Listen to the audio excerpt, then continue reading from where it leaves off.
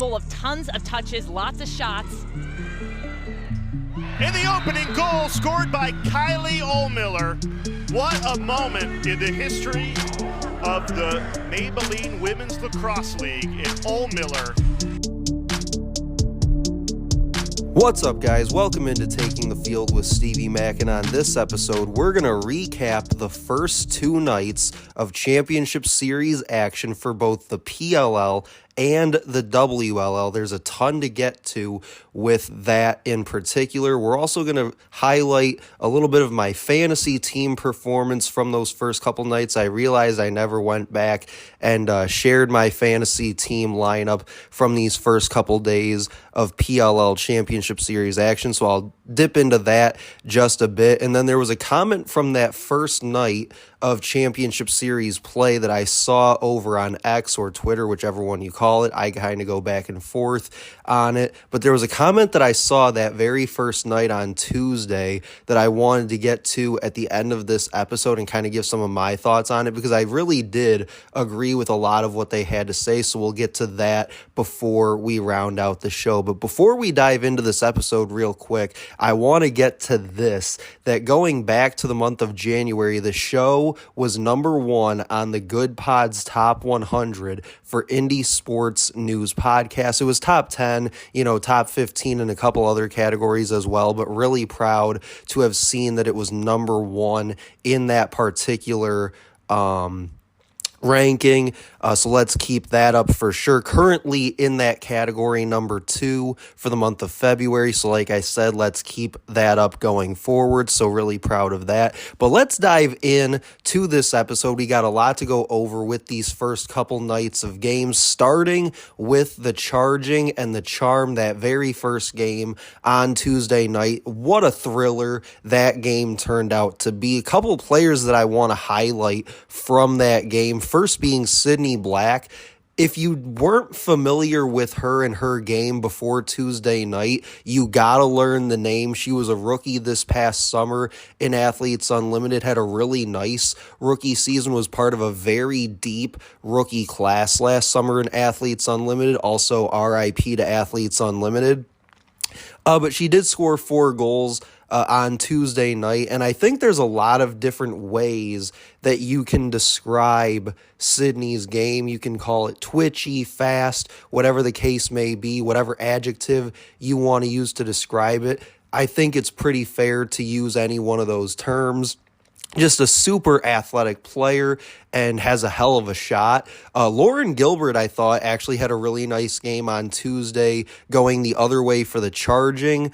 She had a really good rookie season a couple of summers ago in Athletes Unlimited. I feel like wasn't as productive the last couple summers over in Athletes Unlimited. Kind of fell off a bit. I think from a production standpoint. But I think on Tuesday night did well to really kind of reintroduce herself that night with 3 goals, a caused turnover, and 2 ground balls. I think she's one of those players like a Sydney Black that, you saw in that game that sixes, I think, is really a format that players like Gilbert and Black, and you saw it even on Wednesday night with players like Ali Mastriani. Like the sixes format, I think, really benefits their styles of play.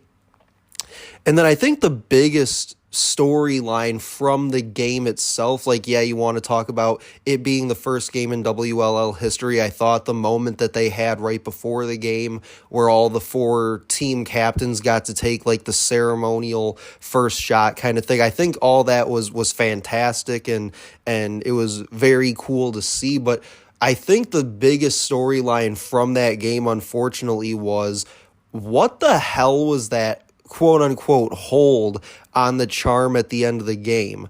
I mean, they got completely screwed on that call. 30 seconds left in the game. They're down by 1. They get the stop that they need. They were literally bringing the ball upfield in transition. The player, I forget who it was that got to the ground ball after that shot, but easily took about 5-6 steps upfield, and then the whistle blows and they issue the card for the hold. and then that final 30 seconds just completely flips on its head. And you go look at Twitter after that play and after the game, and pretty much everybody was in agreement that we've all watched a lot of lacrosse in our lives. Like for me, over the past 10 years or so, like I've watched a lot of lacrosse. I've watched, even just in the past 5, 6, 7 years now, watched a lot of women's lacrosse myself as a women's lacrosse broadcaster, and we all were in agreement that in no way, shape, or form was there a hold on that play unless it was somewhere away from where they showed on the replay. Like that's one thing, but we were all in agreement that there was no hold in that play. And again, like I said, the charm unfortunately got completely robbed in that situation. But again, overall was a hell of a game by both the Charging and the Charm. Just unfortunate that the game sort of ended the way that it did, because could you imagine how electric the first ever WLL game would have been, even more so than it already was, had that game gotten tied up in the final seconds, if the Charm did get that possession and then we go to overtime, and how electric that 4-minute overtime period would have been. So again, feels like the Charm, and we as fans too, don't forget that, like we as fans too, I think in that situation kind of got robbed. And then the nightcap on Tuesday night was the Atlas and the Whipsnakes, and I really expected more from that game, as far as it being similar to what we saw in the championship series opener with the Charging and the Charm. But simply put, I think it was boot to ass by the Atlas almost from start to finish. I mean, they jumped out 10-5 after the first quarter, and I believe at one point in the first quarter they scored 7 unanswered. And you look at Brian Costabile, was a guy that, you know, I highlighted in the article that I did for the podcast, kind of previewing the championship series. Brian Costabile at this point pretty much owns Sixes lacrosse. I think that he made that pretty apparent on Tuesday night. Like, yeah, I haven't done this since 2013, but I can still do this pretty much better than anybody out here. And then Liam Entenmann, I mean, it was almost unfair how good he was in the cage on Tuesday night. Like, Sixes is hard, and it's hard for goalies, but he almost made that look too easy, right? And then you look at a guy like Dylan Malloy, I think he did exactly what the Atlas brought him onto this Sixes roster to do, which was take some of the workload off a guy like Brian Costabile, right? Take some of the attention away from him. Still kind of stretch the field a bit, which he definitely did. And that then, again, I kind of touched on this in my preview article for the championship series, but also opening up some opportunities for guys like Xander Dixon, who I know, talking with Paul LaMonica last week, kind of talking about the championship series, he was very high on Xander Dixon, even going as far as to say that he thinks Dixon can win the Golden Stick Award for the PLL Championship Series. So I think from the Atlas, it was everything that you wanted to see from them. And then, like I said, it was just completely boot to ass for them against the Whipsnakes on Tuesday night. And I want to revisit, before we wrap this first segment up, segment 2, we'll recap night 2 of action in the championship series, plus get into my fantasy team and that comment that I mentioned top of the show over on Twitter. But I want to revisit quickly the Stephen Brooks head coaching thing that I talked with Paul in that previous episode on, because Phil Shore on X actually had a comment the other night after the Atlas game that I really liked, and I very much so agreed with, and it's something that me and Paul talked about on that episode, episode 123. He says, quote, "My main takeaway from tonight's post-game press conferences, I have no idea how Stephen Brooks hasn't earned a head coaching position in the PLL yet. Knowledge of the game, knowledge of the league, respect of the players, and plenty of personality," end quote.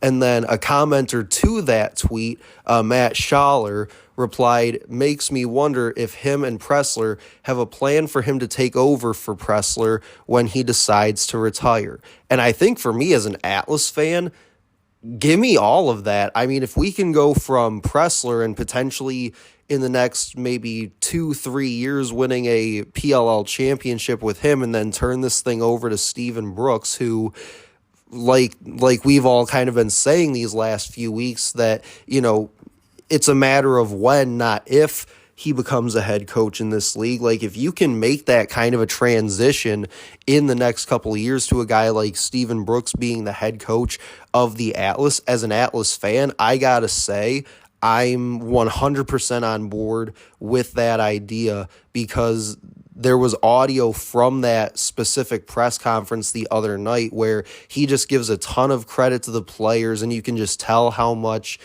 he enjoys being a part of that team and being around those guys. And I think it goes both ways. You could see how much a guy like Costabile, who was up there with him during the press conference, enjoys playing for him and just enjoys kind of being around him and everything like that. So yeah, I definitely think that it's a matter of when, not if, a guy like Steven Brooks becomes a head coach in this league. And like I said, I'm 1,000% on board with the idea of him eventually, within the next few years, taking over the Atlas head coaching job when that time comes.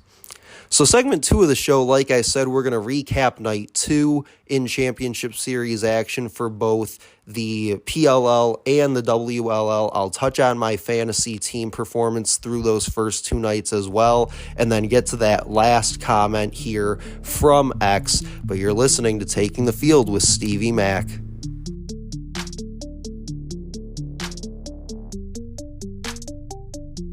You care a lot about this game when you've been playing it for so long, and you care about these guys' success. You got to invest in these players personally, and just building that relationship and just understanding how these guys tick and what makes them go off, what makes them upset, and just investing the time, like just doing everything you can for them, and just try to share your stories.